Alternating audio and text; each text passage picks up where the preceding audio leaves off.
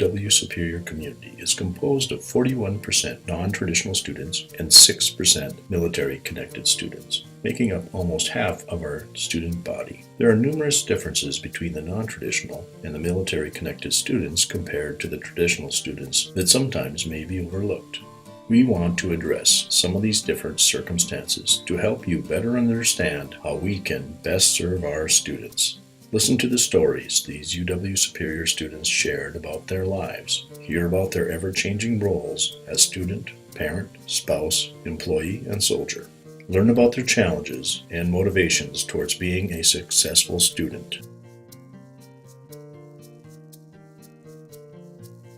There are a lot of outside responsibilities when you're a non-traditional student that you may not have if you're a traditional student just out of high school. I've got a large family. I have a small hobby farm that we work on, that the animals require constant care. We have a daughter that has neurofibromatosis, and she is actually blind, so she brings some extra challenges in the household.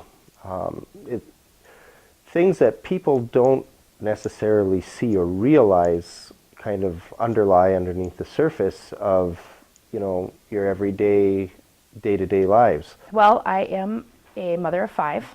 My husband works full-time and he works shift work, so that can be quite a challenge to try to study around, and there's sometimes that I feel completely independent as far as taking care of the kids because he's either sleeping or working around the clock. The big thing I noticed was when I got the financing and all the loans and such, they allow enough, if I was going to live on campus and eat their food and everything, you can make enough to survive because you don't have other bills, but someone my age has a multitude of bills that I've built up.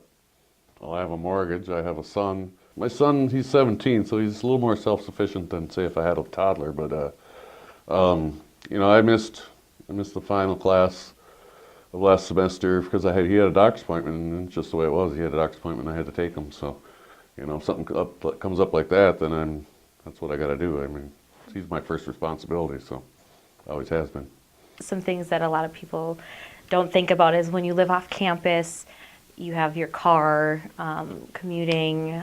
There's a lot of things that go in to living your life, because for me, I'm a single parent and we don't have a ton of outside support. So everything, housework, laundry, dishes, shopping, groceries, all of that falls on me.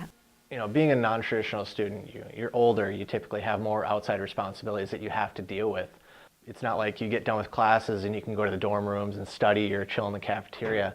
You have a lot more of those social interactions that you have to upkeep, whether it's your job or your relationship, and it's not something that you can force yourself, you can't choose between that and schoolwork, because schoolwork's always going to lose every time.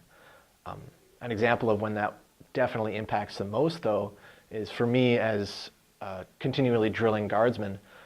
I'm in the Wisconsin Army National Guard, and we have drill every month. There's a weekend out of the month where we have to go. You can't just say, oh, I have class, I can't go. And for some people, there's a definite commute for that too. I have to drive 2 hours to my armory.